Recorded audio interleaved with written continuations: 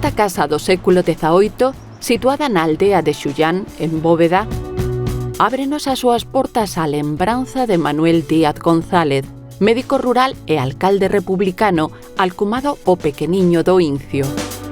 A Casa da Memoria foi o derradeiro refuxio do tamén chamado Médico dos Pobres, asasinado en setembro de 1936, o inicio da Guerra Civil. A vivenda, onde o recolleu unha familia de farmacéuticos, mudou da man da Asociación A Memoria é Náufraga nun espazo de creación artística, estudo e divulgación da historia, o patrimonio, o coñecemento e o benestar persoal.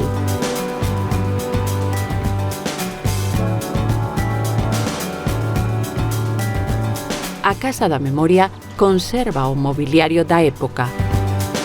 No salón, disposto para a celebración de concertos e outras actividades culturais,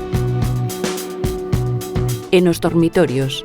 Esta cama barroca é unha das antigüidades en uso que se exhiben no interior. O cuarto principal alberga un busto do médico que inspirou a creación deste centro cultural.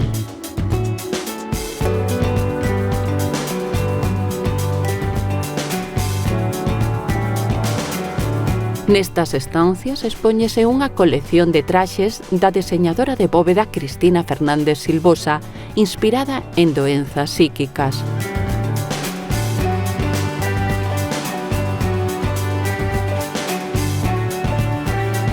Polo seu valor etnográfico, outra das dependencias na que merece a pena deterse é a cociña. No centro, vemos este trasfogueiro de ferro que se colocaba sobre a lareira para suxeitar a leña.